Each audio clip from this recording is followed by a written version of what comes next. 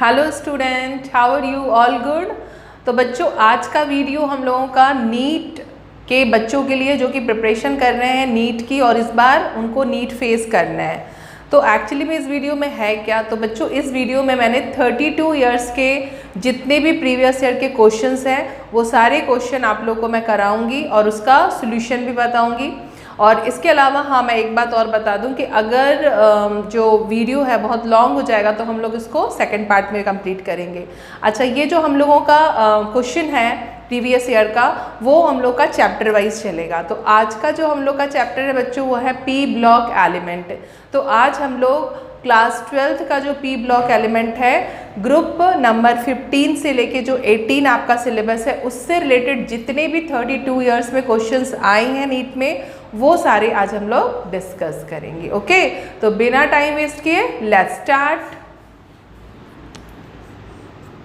तो बच्चों, ये है हमारा फर्स्ट क्वेश्चन जो कि नीट 2019 में आया हुआ है। क्या है क्वेश्चन पी ब्लॉक का, देखते हैं। तो which is the correct thermal stability order for H2E।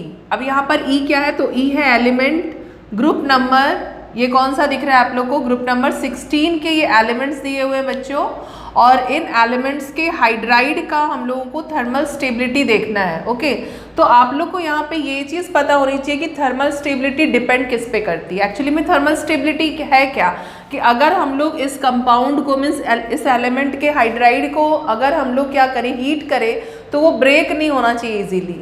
तो हम यहाँ देखते हैं कि हमने ये ट्रेंड पढ़ा हुआ है कि जब भी हम ग्रुप में टॉप टू बॉटम जाते हैं, तो टॉप टू बॉटम जाने पे जो हमारी थर्मल स्टेबिलिटी है ये ग्रेजुअली डिक्रीज होती जाती है। तो डिक्रीज होने का रीज़न क्या है, तो टॉप टू बॉटम जाने पर होता क्या है बच्चों, तो वो होता है हमारा जो एटॉमिक साइज है वो ग्रेजुअली इंक्रीज करते जाता है। और एटॉमिक साइज इंक्रीज करने से जो हमारा एलिमेंट और हाइड्रोजन के बीच की बॉन्ड लेंथ है वो भी इंक्रीज करती है। और जब भी हमारी बॉन्ड लेंथ इंक्रीज करेगी बच्चों, तो जो हमारा बॉन्ड है वो काफ़ी क्या हो जाएगा, वीक। और अगर बॉन्ड हमारा वीक है बच्चों तो वो थर्मली स्टेबल नहीं रहेगा। हम थोड़ा सा भी उसको अगर हीट प्रोवाइड करेंगे तो क्या होगा, वो ब्रेक हो जाएगा, मतलब कि वो काफ़ी थर्मली अनस्टेबल हो जाएगा। तो अगर हम बात करें ऑक्सीजन के हाइड्राइड की, मीन्स H2O की बात करें, तो वो कुछ इस तरह का होगा। ऑक्सीजन का एटम कैसा होता है बच्चों, ये है, 2 शेल्स होगी इसमें, और हाइड्रोजन के पास कितना होता है, ओनली 1। ये इसका न्यूक्लियस, ये छोटा सा, और ये है इनकी बॉन्ड लेंथ। देख रहे हैं आप लोग, 2 एटम के न्यूक्लियस के बीच का डिस्टेंस जो होता है वो उसकी क्या होती है, बॉन्ड लेंथ। और इसमें बॉन्ड लेंथ हमारा साइज ये है। और अगर मैं बात करूँ सेलेनियम की, चलो मैं बात कर लेती हूँ पोलोनियम की। तो पोलोनियम एक्चुअली में किस पीरियड में आता है आप लोग को पता होना चाहिए। अगर ऑक्सीजन आ रहा है हमारा पीरियड नंबर 2 में, तो ये 3, 4, 5 और 6, मतलब हमको ऐसे कितने शेल्स बनाने होंगे बच्चों, 6। तो 1, 2, 3, 4, 5 और 6। तो ये है हमारा एटॉमिक स्ट्रक्चर ऑफ पोलोनियम। और यहाँ मैं बना देती हूँ हाइड्रोजन। तो अभी आप लोग को अच्छे से क्लियर हो गया होगा कि bond length gradually top to bottom जाने पर इंक्रीज हो रही है। और अगर बॉन्ड लेंथ इंक्रीज हो रही है तो बॉन्ड कैसा हो जाएगा, वीक। और बॉन्ड वीक होगा तो हम थोड़ा भी टेम्परेचर देंगे तो वो क्या हो जाएगा, ब्रेक। तो चलिए उसी के अकॉर्डिंग हम लोग देखते हैं यहाँ पे। तो सबसे फर्स्ट एलिमेंट आता है बच्चों हमारा ग्रुप 16 का ऑक्सीजन, इसके बाद सल्फर, सेलेनियम, टेलीरियम एंड पोलोनियम। तो अभी आप लोग को अच्छे समझ में आ गया होगा कि ये भी ऑर्डर नहीं है, ये भी नहीं है। मीन्स सबसे ज़्यादा थर्मली स्टेबल हमारा कौन होगा, वाटर। और उसके बाद सल्फर का hydride H2S, H2Se, selenium, and उसके बाद टेलीरियम एंड पोलोनियम। तो यहाँ पर हमारा जो आंसर होना चाहिए इन तीनों में से वो होना चाहिए D। और उसका रीज़न मैंने आप लोगों को बता दिया। और आई थिंक कि आप लोग को समझ में भी आ गया होगा। और अगर अभी भी नहीं आया है तो आप लोग को कमेंट बॉक्स में कमेंट करके पूछ लेना है। ओके, चलिए आप इसको नोट कर लीजिए या स्क्रीनशॉट ले लीजिए इसका। तो बच्चों, ये वाला क्वेश्चन हमारा नीट 2019 में आया हुआ है। बहुत ही ईजी है, इसमें तो मुझे कुछ एक्सप्लेन करने की ज़रूरत ही नहीं है, क्योंकि यहाँ आपको सिर्फ और सिर्फ स्ट्रक्चर देखने हो। तो स्ट्रक्चर तो आप लोग को पता ही है, हाइब्रिडाइजेशन से आता है। जैसे यहाँ पर देखिए कॉलम 1 और कॉलम 2 में दे दिया है कि match the xenon compounds in column 1 and column with its structure in column 2 and assign the correct code। जैसे कि यहाँ पर देखिए आप जेनॉन टेट्राफ्लोराइड, तो जेनॉन टेट्राफ्लोराइड तो जेनॉन मिडिल में होगा और चारों तरफ क्या होंगे इसके लगे हुए कॉर्नर पे फ्लोरीन, है ना।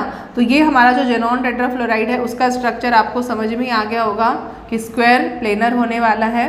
एंड देन इसके बाद जेनॉन हेक्साफ्लोराइड, तो हेक्साफ्लोराइड है तो ये किस तरह का स्ट्रक्चर बन रहा है हमारा, ऑक्टाहेड्रल वाला। तो ये सारा आप लोग कैसे निकाल सकते हो, आपको हाइब्रिडाइजेशन पता है तो आपको स्ट्रक्चर अपने आप ही आ जाएगा। तो यहाँ तो मुझे कुछ ज़्यादा एक्सप्लेन करने की जरूरत नहीं है। तो XeF6 में हमारा ये हो जाएगा डिस्ट्रॉटेड ऑक्टाहेड्रल, क्योंकि लोन पेयर प्रेजेंट है। इसके बाद बारी आती है C की, जो कि है जेनॉन ऑक्सी टेट्राफ्लोराइड। तो जेनॉन ऑक्सी टेट्राफ्लोराइड का जो स्ट्रक्चर होता है बच्चों वो होता है हमारा स्क्वायर पिरामिडल, क्योंकि ऑक्सीजन वहाँ पर डबल बॉन्ड से बॉन्डेड होगा और सारे कॉर्नर पे क्या होंगे, फ्लोरीन। ये सब आप देख सकते हो। फिर जेनॉन ट्राइऑक्साइड की बारी आती है। तो जेनॉन ट्राइऑक्साइड जो होता है वो पिरामिडल शेप का हो जाता है। तो अभी ये लास्ट हमारा बचा हुआ है। तो अभी इस तरह से हम देख लेते हैं कि किस वाले ऑप्शन में बिल्कुल जो मैंने यहाँ पर मैच किया है वो आ रहा है। तो वो आ रहा है हमारा सी में, देख सकते हैं आप, फर्स्ट का, second, third, fourth and 1। Okay, तो बस इसके लिए आप लोग को जो हमारा ग्रुप 18 एलिमेंट वाला ग्रुप है उसमें आप लोग जेनॉन के स्ट्रक्चर और हाइब्रिडाइजेशन देख लो तो ये आराम से बन जाएगा। इसमें कुछ एक्सप्लेन करने की जरूरत नहीं है। ओके, नोट करिए। तो बच्चों ये भी जो क्वेश्चन है बहुत ही इजी है, ये नीट 2019 में आया हुआ है। क्या है ये, मैच द फॉलोइंग। एक्चुअली में इसमें आप लोग देख रहे हो pure nitrogen, Haber process, contact process, Deacon process. तो यहाँ पर ये जो प्रोसेस है ये प्रिपरेशन मेथड है कुछ पर्टिकुलर कंपाउंड की, वो आप लोग को मैच करानी है। और प्योर नाइट्रोजन का दिया हुआ है, तो प्योर नाइट्रोजन कैसे हम लोगों को मिल रहा था ये सब आप लोगों ने ग्रुप 15 में पढ़ा हुआ है ना। तो बस आपको देखते ही आंसर दिमाग में आ जाना चाहिए कि प्योर नाइट्रोजन के लिए हम लोग सोडियम एजाइड और बेरियम एजाइड को यूज़ कर रहे थे। अगर हम उसको हीट कर रहे थे तो हम लोगों को जो सोडियम है वो सेपरेट हो जा रहा था और जो नाइट्रोजन है वो हम लोग को 100% प्योर फॉर्म में मिल रही थी। तो ये जो है एक करेक्ट ऑप्शन होगा कि अगर हमको प्योर नाइट्रोजन चाहिए तो सोडियम एजाइड और बेरियम एजाइड को हीट करा दो। Na(N3) एंड Ba(N3) क्या हो जाता है इसका, Ba(N2) होल 2 हो जाएगा, है ना। ये फॉर्मूला एक्चुअली में देखो मैं क्या बोल रही हूँ, Ba(N3)2। ओके, नाउ अब हम लोग देखते हैं हैवर प्रोसेस। तो हैवर प्रोसेस भी हम लोग का काफ़ी फेमस है। हैवर प्रोसेस हम लोग किसके लिए यूज़ करते हैं बच्चों, तो वो करते हैं हम लोग अमोनिया के लिए, जिसमें हम लोग 1:3 का रेशियो में हाइड्रोजन और नाइट्रोजन को क्या करते हैं, मिक्स करते हैं। और एक हाई प्रेशर और लो टेम्परेचर पे जब हम दोनों गैसेस को मिक्स करते हैं कुछ स्पेशल कंडीशन पे कैटलिस्ट के प्रेजेंस में, तो अमोनिया फॉर्म होता है ना। कॉन्टैक्ट प्रोसेस आप लोगों ने पढ़ा होगा कि कॉन्टैक्ट प्रोसेस से हम लोग लार्ज स्केल में, इंडस्ट्रियल मेथड है ये, सल्फ्यूरिक एसिड को प्रिपेयर कर सकते हैं। तो ये भी हमको यहाँ दिख रहा है, ये सारा आप लोगों ने पढ़ा है। डैकन प्रोसेस किस लिए, तो डैकन प्रोसेस क्लोरीन को प्रिपेयर करने के लिए होती है। तो अब जल्दी से हम लोग ये ऑप्शन देख लेते हैं कि कहाँ पर हम लोगों को मिल रहा है। तो फर्स्ट का 4 आ रहा है बच्चों, फर्स्ट का 4 एंड बी का क्या आ रहा है, तो बी का आ रहा है अपना 3rd, ये हम लोग का फर्स्ट वाला ही मैच करेगा लगता है। सी का आ रहा है अपना कॉन्टैक्ट प्रोसेस कौन से नंबर पे जा रहा है, 2 पे बिल्कुल सही, मतलब ऑप्शन ए ही हमारा करेक्ट है। ओके, तो चलिए नोट करिए इसको। तो बच्चों एक और क्वेश्चन आ गया है 2019 का, चलिए देखते हैं क्या है। तो यहाँ पर identify the incorrect statement related to PCl5 from the following. याद रखना आप लोग हमेशा गलत करते हो कि इनकरेक्ट को करेक्ट समझ के जल्दी जल्दी ऑप्शन में टिक लगा के और सर्कल कलर करके आ जाते हो। तो ये चीज़ आपको ध्यान रखना है, बहुत ही अच्छे से पढ़ना है कि इनकरेक्ट है या करेक्ट है। तो चलिए हम लोग यहाँ देखते हैं कि इनकरेक्ट स्टेटमेंट क्या है इसमें। तो सबसे फर्स्ट वाला PCl5 molecule is non reactive, तो क्या ऐसा होता है कि PCl5 इनर्ट नेचर का है? यही मुझे सबसे रॉन्ग लग रहा है कि PCl5 मॉलिक्यूल ये नॉन रिएक्टिव नहीं होता है, क्योंकि PCl5 का अगर हम लोग स्ट्रक्चर देखें तो ये कुछ इस तरह का होता है, trigonal bipyramidal. Now next, 3 equatorial PCl bonds make an angle of 120 with each other. तो ये बिल्कुल भी सही है, ये जो इक्वेटोरियल एंगल है ये 120 का एंगल बनाते हुए हैं एक दूसरे के साथ। And the 2 axial PCl bond make an angle of 180 with each other. तो एक दूसरे के साथ ये 180 का एंगल बना रहे हैं, ये भी बिल्कुल करेक्ट ऑप्शन है। Now axial PCl bonds are longer than equatorial bond, ये भी एब्सोल्युटली करेक्ट है। आपको दिख रहा होगा कि एक्सियल बॉन्ड काफ़ी लॉन्ग होते हैं क्योंकि रिपल्सन होता है यहाँ बहुत ज़्यादा, और जो इक्वेटोरियल होते हैं वो शॉर्ट होते हैं एंड स्ट्रॉन्ग होते हैं, ठीक है। तो यहाँ पे हमारा जो फर्स्ट वाला ऑप्शन है यही इनकरेक्ट है बच्चों, बाकी ये तीनों के तीनों जो ऑप्शन है वो बिल्कुल भी करेक्ट है। तो आप लोगों को अच्छे से स्टडी करनी है क्वेश्चन की, इसके बाद ही टिक आउट करना है, ओके। चलिए नोट करिए इसको। तो ये क्वेश्चन भी बच्चों नीट 2019 में पूछा गया है। क्या है क्वेश्चन, चलिए देखते हैं जल्दी से। विच of the following oxo acid, oxo acid क्या होते हैं? जिसमें ऑक्सीजन होता है, जैसे HCl ऑक्सो एसिड नहीं है क्योंकि उसमें एक भी ऑक्सीजन नहीं है। लेकिन यहाँ आप लोग जितने भी एसिड्स देख रहे हैं फॉस्फोरस के, they all are oxo acid.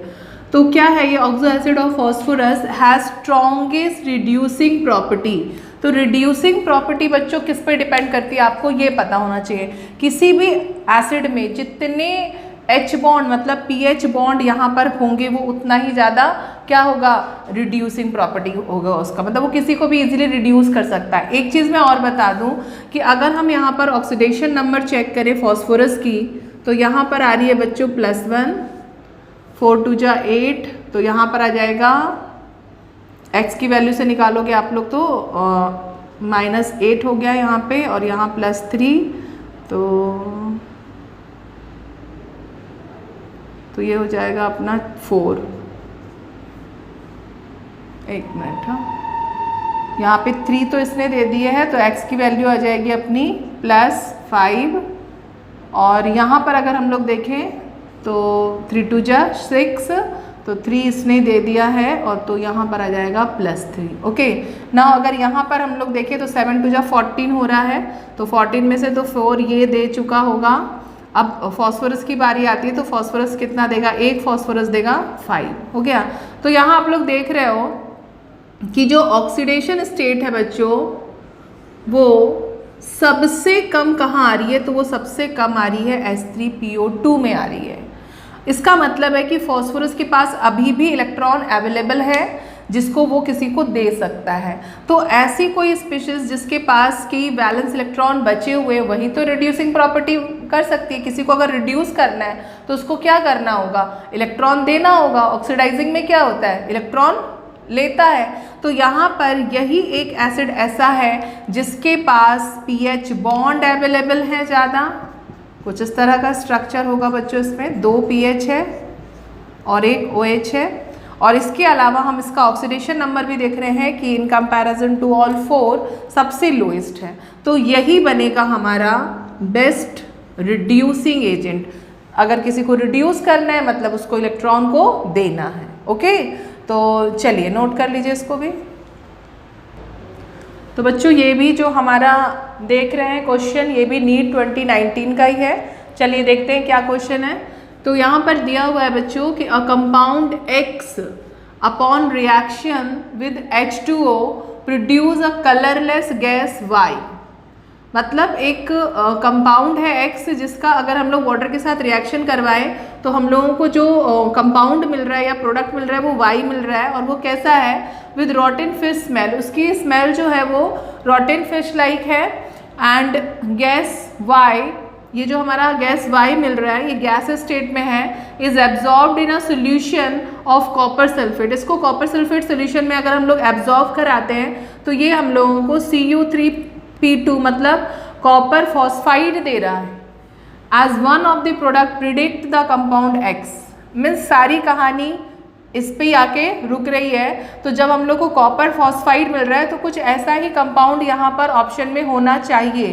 तो आप लोग देख रहे हो यहाँ पर कैल्शियम फॉस्फाइड है, अमोनियम क्लोराइड है, आर्सेनिक ऑक्साइड है, फिर कैल्शियम फॉस्फेट है। तो ये सारे में मुझे लगता है कि वो यही होना चाहिए और यही होगा, क्योंकि रिलेट कर रहा है ये इससे।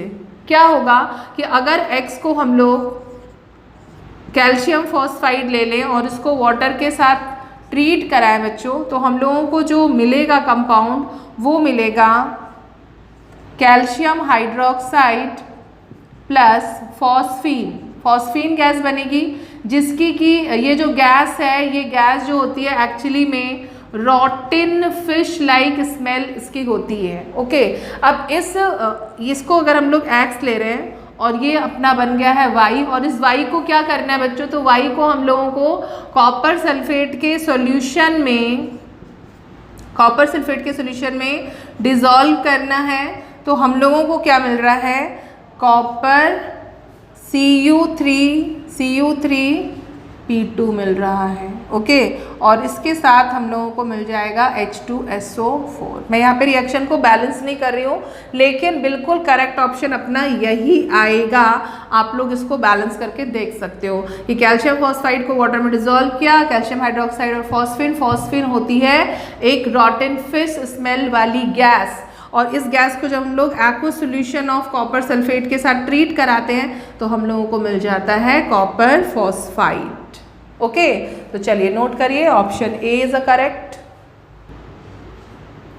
चलिए बच्चों, तो यहाँ पर मैंने 2 क्वेश्चन ले लिए हैं और दोनों ही बहुत इजी हैं। चलिए देखते हैं क्या है हमारा question number 7। Identify the correct formula of oleum from the following. अब इनमें से आप लोग को ओलियम का करेक्ट फॉर्मूला पता लगाना है, ठीक है। तो यहाँ पर आप लोग देखो, सल्फ्यूरस एसिड, सल्फ्यूरिक एसिड, और this is peroxo disulphuric acid, और ये है हमारा पायरोसल्फ्यूरिक एसिड जिसको हम बोलते हैं ओलियम। तो ये रहा हमारा करेक्ट फॉर्मूला H2S2O7, जो कि हम लोग सल्फ्यूरिक एसिड के प्रिपरेशन मेथड में भी इसको हम यूज़ करते हैं ओलियम को, तो आपको उसी से याद हो गया होगा। ओके, तो इसमें तो कोई डाउट है नहीं, it's very very easy question. 2019 का बहुत ही इजी क्वेश्चन आया है। और इसके बाद नेक्स्ट क्वेश्चन चलिए हम लोग देखते हैं कि विच of the following statement is not true for halogen. तो हैलोजन के लिए इनमें से कौन सा स्टेटमेंट ट्रू नहीं है। मैं बार बार आप लोग को बोलती हूँ कि आप लोग ट्रू देखते हो तो फिर आप नॉट भूल जाते हो, ठीक है। तो यहाँ देखिए, ऑल फॉर्म मोनोबेसिक एसिड, तो भाई ये तो करेक्ट है, मोनोबेसिक ही होते हैं, जितने भी होते हैं HCl, HBr, मोनोबेसिक सभी को पता है कि जिसमें से कितना H निकल सकता है, ओनली 1, तो दे ऑल आर मोनोबेसिक। ये वाला स्टेटमेंट तो हमारा बिल्कुल सही है बच्चों। Now next, all are oxidizing agent, तो हाँ, पूरे पीरियोडिक टेबल में अगर ऑक्सीडाइजिंग प्रॉपर्टी सबसे हाईएस्ट है तो वो फ्लोरीन और पूरे उसके ग्रुप की है। तो ये वाला स्टेटमेंट भी हमारा बिल्कुल भी करेक्ट है, ये बिल्कुल भी ऐसा नहीं है कि ट्रू नहीं है, दोनों ही ट्रू हैं। And now all but fluoride show positive oxidation state.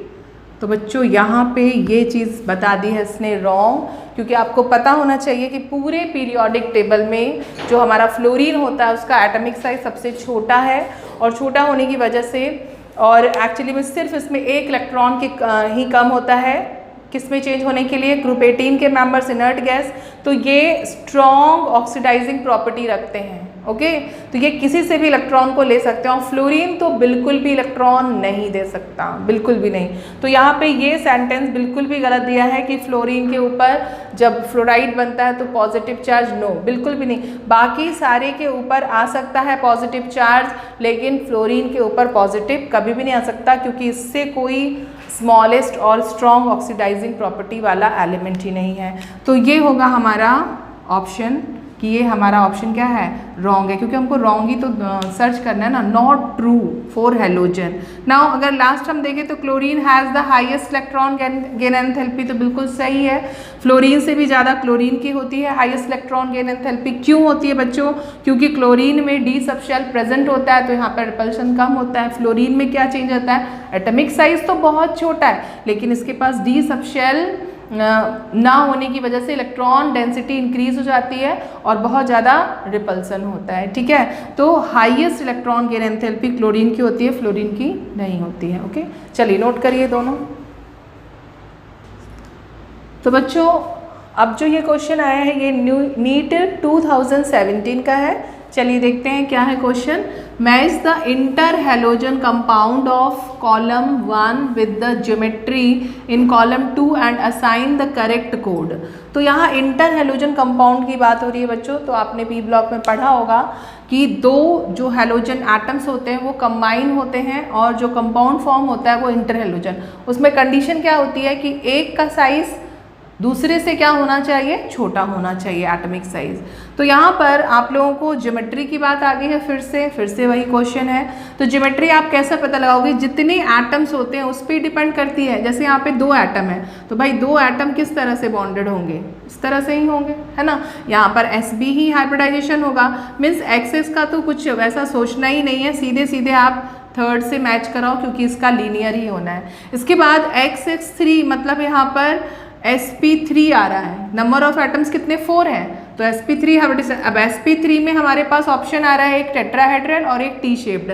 तो एक्चुअली में क्योंकि ये हेलोजन है और हेलोजन के पास जो वैलेंस इलेक्ट्रॉन होते हैं बच्चों वो होते हैं 7, तो 7 में 3 इसने यूज़ कर रखे हैं। 3 इलेक्ट्रॉन जो है वो यूज हो चुका है कुछ इस तरह से, लेकिन अभी भी जो 2 लोन पेयर्स हैं वो बाकी हैं। तो कुछ इस तरह का स्ट्रक्चर यहाँ बनेगा, मतलब टेट्राहेड्रल तो बनेगा नहीं क्योंकि हमको पता है कि ज्योमेट्री में जो लोन पेयर है उसको तो देखा नहीं जाता है, सॉरी ज्योमेट्री में तो देखते हैं लेकिन शेप में नहीं देखते, तो शेप उसका टेट्राहेड्रल नहीं होगा। एक्चुअली में इसका शेप है टी शेप्ड, तो टी शेप्ड वाला यहाँ दिख रहा है अपन को, ठीक है। नाउ XX5 मतलब टोटल कितने आ गए, 5 और 1 6 आ रहे हैं। तो यहाँ पर ये हम लोग को इंडिकेट कर रहा है कि यहाँ हमारा पेंटागोनल तो नहीं, हाँ स्क्वायर पिरामिडल हो सकता है। कैसे, अगर मैं x को सेंट्रल एटम लूँ और x डैश को जो है वो कॉर्नर के एटम, तो कुछ इस तरह से ये हम लोगों को दिखाई दे जाएगा। ये 4 हो गए और एक कहाँ आ जाएगा, ऊपर की तरफ, तो उसको मैं यहाँ पर दिखा देती हूँ इस तरह से ऊपर की तरफ। और अभी हमारे पास 1 2 3 4 5 एक हमारा लोन पेयर, इसको आप ऊपर भी दिखा सकते हो नीचे भी, मीन्स यहाँ पर ये हमारा स्क्वायर पिरामिडल शेप का आ रहा है। तो इसमें भी कोई डाउट नहीं है, नो डाउट कि जो हमारा C है वो किससे जाके मैच कर रहा है, 4 के साथ। इसके बाद लास्ट ऑप्शन बचा है हमारा 7 and 1 8, तो ये हमारा पेंटागोनल बाय पिरामिडल वाला हो जाएगा। कुछ इस तरह से आप पेंटागोनल ज्योमेट्री इसकी बना दी, 1 2 3 4 एंड 5, कुछ इस तरह से बनाइए। और यहाँ पे सेंट्रल एटम और इसको 2 पिरामिड, ये यहाँ सभी जगह एक्स हो जाएंगे, मतलब XX7 जो है हमारा यहाँ जाएगा। तो अब उसके अकॉर्डिंग अगर हम लोग इसका करेक्ट मैच देखें बच्चों, तो फर्स्ट का थर्ड आ रहा है, फिर बी का फर्स्ट आ रहा है, मतलब ये वाला ऑप्शन अपना आ गया ए। ओके, चलिए नोट करिए इसको। तो बच्चों ये क्वेश्चन है हमारा 2017 नीट में आया हुआ। चलिए देखते हैं क्या है। In which pair of ions both the species contain acid bond, means जो हमारे ये ऑक्सो एसिड है बच्चों सल्फर के, तो इसमें हम लोगों को ऐसा पेयर सिलेक्ट करना है जिसमें एसिड बॉन्ड प्रेजेंट हो। तो उसके लिए आना चाहिए आपको स्ट्रक्चर, है ना। तो कितने टाइप के हैं, चलिए हम लोग पहले उसको देख लेते हैं। एक है हमारा S4O6 2- और एक है हमारा S2O3, और इसके अलावा ये भी है हमारा एक S2O7 है बच्चों, और एक है S2O8। बाकी तो आई थिंक रिपीट कर गया है। तो चलिए जल्दी जल्दी हम लोग बना के देख लेते हैं। तो सल्फ़र की वैलेंसी कितनी होती है, 6 होती है। तो पहले हम लोग उसको यहाँ पर इस तरह से बना लेते हैं। यहाँ पर एक ऑक्सीजन यहाँ, सॉरी एक ऑक्सीजन यहाँ लगा हुआ है और -2 चार्जेस, और सल्फ़र कितने हैं यहाँ पे 4 है बच्चों। तो कुछ इस तरह से इसको अरेंज करना होगा हम लोगों को। सल्फ़र की वैलेंसी 6, तो 1 2 3 4 5 6, 1 2 3 4 5 6, ओके 1 2 3 4 5 6 ये। तो कुछ इस तरह से ये रहेगा। यहाँ पर एक एक हाइड्रोजन लगे होते हैं, आप लोग को पता ही है। तो यहाँ पर एसएस बॉन्ड प्रेजेंट है, S4O6 में एसएस बॉन्ड प्रेजेंट है। अब हम S2O3 की बात करें तो इसके इस बार मैं फिर से बना लेती हूँ। कुछ इस तरह से ऑक्सीजन A 1 2 3 4 5, ऑक्सीजन कितना है 3 है, और इसके ऊपर चार्जेस 1 2 3 4 5 एंड 6, यहाँ पे एक सल्फर आ रहा है। ओके, तो कुछ इस तरह से ये रहेगा, और यहाँ पे रहेगा एक चार्ज, यहाँ पे एक चार्ज प्रेजेंट होना चाहिए। तो दिस इज H2O3, या हम इसको H2O3 भी बोल सकते हैं। नाउ नेक्स्ट है हमारा H2O7। तो H2O7 को हम लोग किस तरह से बनाएंगे बच्चों? तो दिस इज कुछ इस तरह से,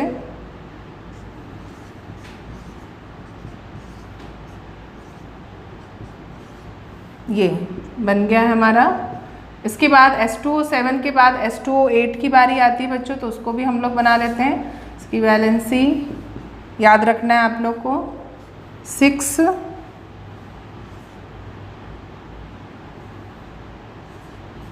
कुछ इस तरह से परऑक्सी लिंकेज आ रहा है बच्चों इसमें, ये देख रहे हैं आप लोग, दिस इज परऑक्सी लिंकेज।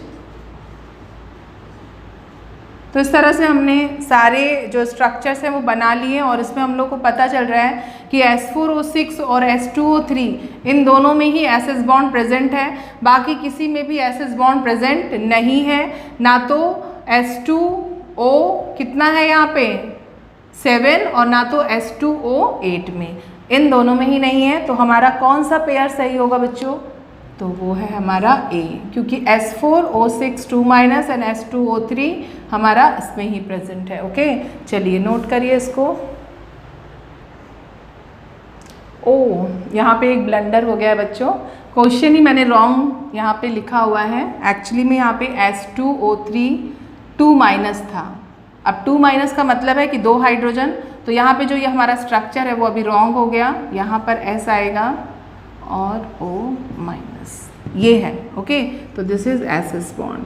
H2O7 का जो स्ट्रक्चर है वो है, दिस इज H2H2O7। ओके, चलिए अभी नोट कर लीजिए। तो बच्चों ये क्वेश्चन आया हुआ है नीट 2016 में। चलिए देखते हैं क्या है question. Which of the correct statement for given acid. तो यहाँ पर देखिए बच्चों, यहाँ पे नॉट करेक्ट नहीं है, करेक्ट स्टेटमेंट, जो इसमें करेक्ट स्टेटमेंट है उसको हमको टिक आउट करना है। और हमारे पास एसिड है, phosphonic acid is a monoprotic acid while phosphonic acid is a diprotic. तो आपको फॉस्फोनिक एसिड का फॉर्मूला पता होना चाहिए, तभी आप बता पाओगे कि वो मोनोप्रोटिक है या डाइप्रोटिक है। तो फॉस्फोनिक एसिड क्या होता है एक्चुअली में? This is H3PO2, this is phosphonic acid. और इसके बाद जो हमारा फॉस्फोनिक एसिड होता है बच्चों, वो होता है H3PO3। अब इन्हीं दोनों में हम लोग को पता लगाना है कि ये मोनोप्रोटिक है डायप्रोटिक। तो मोनोप्रोटिक और डायप्रोटिक से आप क्या समझते हो? बेसिसिटी, जितने H+ को ये लूज कर सकता है, मतलब जितने OH उसमें प्रेजेंट होंगे वही उसके प्रोटिक होने को बताते हैं या बेसिसिटी को बताते हैं कि ये मोनोबेसिक रहेगा या डायबेसिक। तो सबसे पहले हम लोग क्या करते हैं, ऑप्शन बाद में पढ़ते हैं, पहले हम लोग इसका स्ट्रक्चर बना लेते हैं ताकि हम लोग को करेक्ट ऑप्शन सर्च करने में कोई प्रॉब्लम ना हो। तो चलिए, फॉस्फोरस हमारा सेंट्रल एटम है और इसके पास कितने इलेक्ट्रॉन होंगे? कौन सी फैमिली से है ये? नाइट्रोजन की। तो यहाँ पर इसके पास है 5 इलेक्ट्रॉन। तो ये 2 इलेक्ट्रॉन यहाँ पर सीधे सीधे आप लोगों को बना देना ऑक्सीजन के। इसके बाद एक ऑक्सीजन यहाँ बनाना है जो कि हाइड्रोजन के साथ कनेक्टेड रहेगा बच्चों, बाकी 2 हाइड्रोजन ऐसे बना देने हैं। तो ये हो गया हमारा फॉस्फोरस के 5 इलेक्ट्रॉन और ये हो गया हमारे हाइड्रोजन के और ये ऑक्सीजन। ठीक है, इस तरह से ये स्ट्रक्चर हो गया इसका।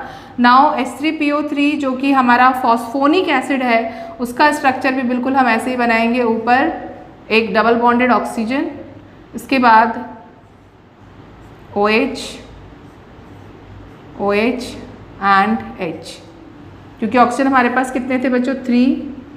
तो ये जो हमारा फॉस्फोनिक एसिड या ऑर्थोफॉस्फोरस एसिड है बच्चों, वो कुछ इस तरह से है। इसके बाद जो फॉस्फेनिक एसिड है, दिस इज फॉस्फेनिक एसिड। तो यहाँ पर ही क्लियर हो रहा है कि इस पे नंबर ऑफ OH बॉन्ड कितना है? 1 है। तो दिस इज मोनोबेसिक और ये जो है हमारा डाइबेसिक, या जिसको हम बोलते हैं डाइप्रोटिक। तो चलिए अब स्टेटमेंट देख लेते हैं हम लोग।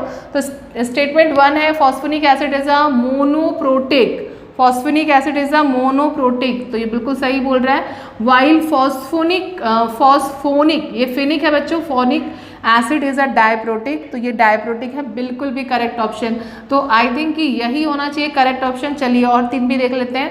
फॉस्फेनिक acid is a diprotic, no, while phosphonic acid is a mono, ये तो बिल्कुल भी रॉन्ग है।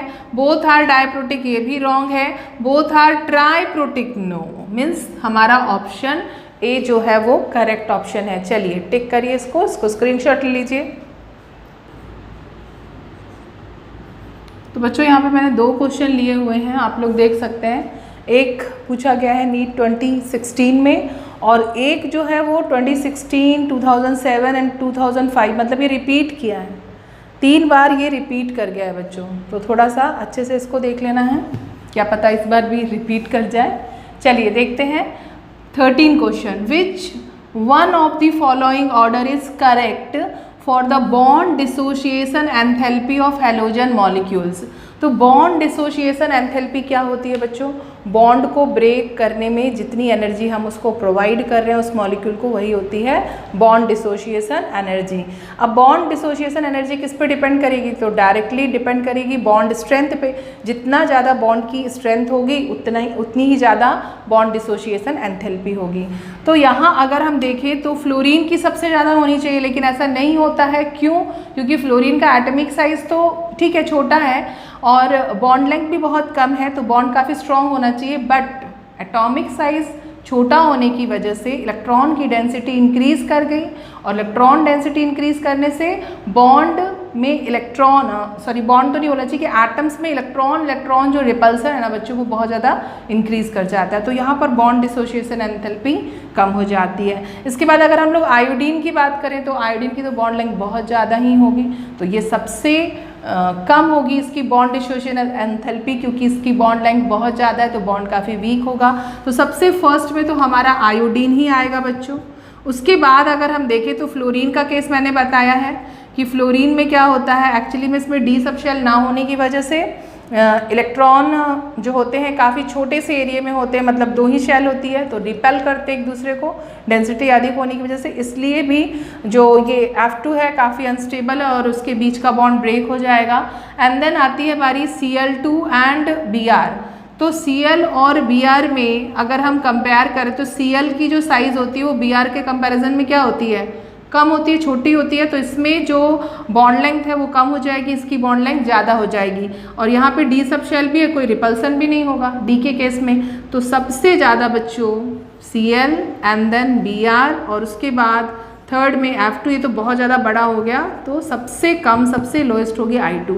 तो चलिए ऑर्डर देख लेते हैं हम लोग। फर्स्ट ऑर्डर रॉन्ग है, ये तो बिल्कुल भी रॉन्ग है, ये भी बिल्कुल रॉन्ग है। डी में देखिए बच्चों वही ऑर्डर मिल रहा है, Cl2 फिर Br2 एंड F2 3 नंबर पे और I2, मतलब हमको हमारा करेक्ट ऑप्शन मिल चुका है। तो टिक आउट करिए डी को। ओके, तो ये तो हो गया बॉन्ड डिसोशिएशन। नाउ नेक्स्ट है क्वेश्चन नंबर 14 बच्चों। Among the following the correct order of acidity. तो एसिडिटी किस पर डिपेंड करती है? एसिडिटी डिपेंड करती है सेंट्रल जो एटम होता है बच्चों उस पर, सेंट्रल एटम के ऑक्सीडेशन नंबर पे। तो आप लोगों को पता होगा कि जो सेंट्रल एटम का ऑक्सीडेशन नंबर है वो डायरेक्टली प्रोपोर्शनल होता है एसिडिक कैरेक्टर के। जितना ज़्यादा ऑक्सीडेशन नंबर होगा सेंट्रल एटम का, एसिडिक कैरेक्टर उतना ही ज़्यादा इंक्रीज करेगा। ओके, नाउ तो अभी हम लोग यहाँ पे चेक कर लेते हैं। हमारे पास कुछ क्लोरीन के ऑक्सी एसिड हैं बच्चों, HClO4, HClO, HClO3 and repeat हो गया है HClO4। यहाँ पर होना चाहिए था, कौन सा छूट गया है? HClO2, ये छूट गया ना ये। ओके, तो ये ऑप्शन है। तो यहाँ पर आप लोग फटाफट से जल्दी जल्दी हम लोग Cl के ऑक्सीडेशन नंबर देख लेते हैं।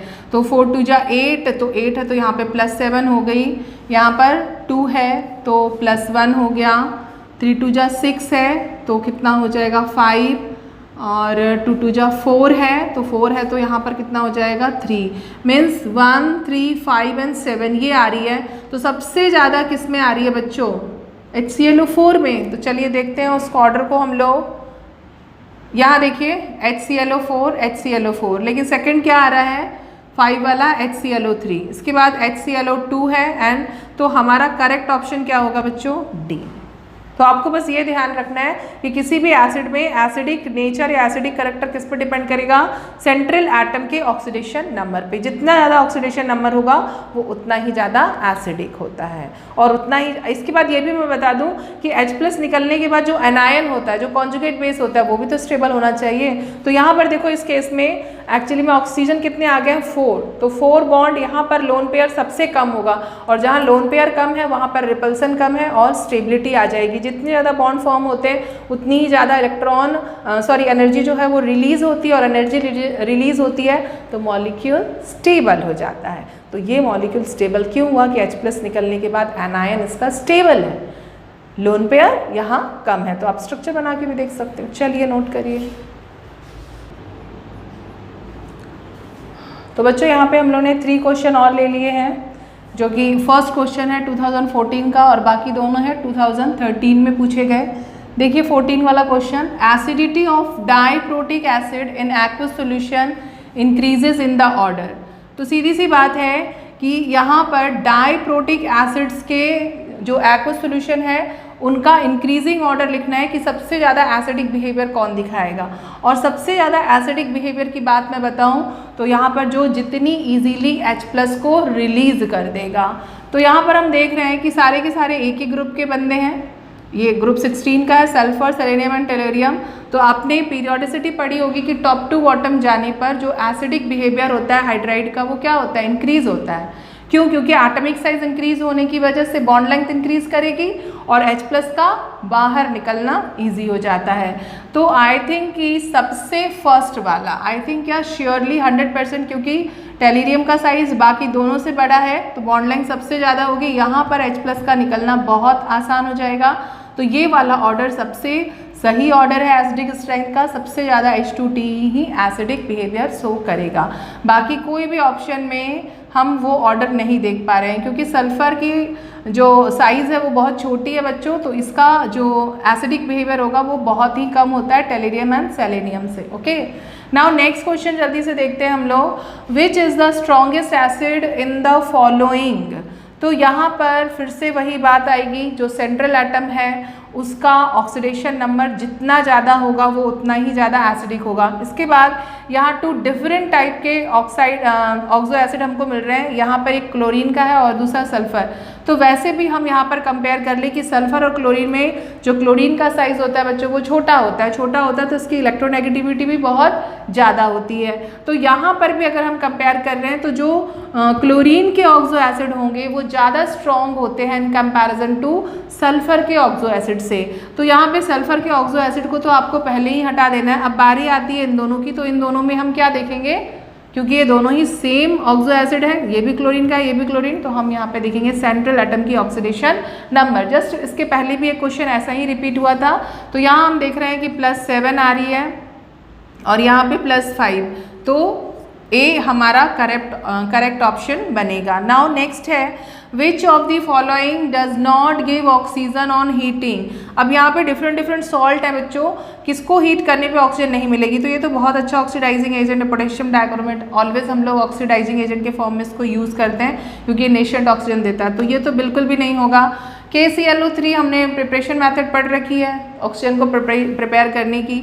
ना जितने भी क्लोरेट्स होते हैं they all are give oxygen when we heat them, जब हम इनको हीट करते हैं। लेकिन अमोनियम क्रोमेट जो है बच्चों उसको अगर हीट करेंगे तो वो O2 नहीं क्या देता है, N2। तो N2 की प्रिपरेशन मेथड है ये, आप इसको देख सकते हो, ग्रुप 15 स्टडी करो अच्छे से। तो ये है हमारा ऑप्शन, क्योंकि यही हमको ऑक्सीजन नहीं देगा, ये क्या देगा हम लोगों को, N2। चलिए नोट करिए जल्दी से। चलिए बच्चों 3 क्वेश्चन मैंने फिर से ले लिए हैं यहाँ पे। चलिए फटाफट से देखते हैं। 13 2010 और 2009 में आया हुआ है। 13 में जो क्वेश्चन आया है उसको देखिए। Which of the following molecules contains no pi bond. कौन से मॉलिक्यूल में एक भी पाई बॉन्ड नहीं है? तो पाई बॉन्ड कहाँ होता है बच्चों? जहाँ पर डबल बॉन्ड होता है। डबल बॉन्ड में एक सिंगल और एक पाई होता है। पाई बॉन्ड कभी भी अकेला हम लोगों को नहीं मिलेगा। तो हमको पता है कि SO2 में भी डबल बॉन्ड आ ही जाता है ना। NO2 की बात करें तो NO2 में भी एक कोऑर्डिनेट और एक डबल बॉन्ड आ रहा है, मतलब यहाँ पर भी पाई बॉन्ड है। CO2 की बात करें तो CO2 लीनियर, यहाँ पर भी पाई बॉन्ड आ रहा है। लेकिन अगर हम लोग वाटर की बात करें तो वाटर में दोनों के दोनों क्या हैं? Sigma bond.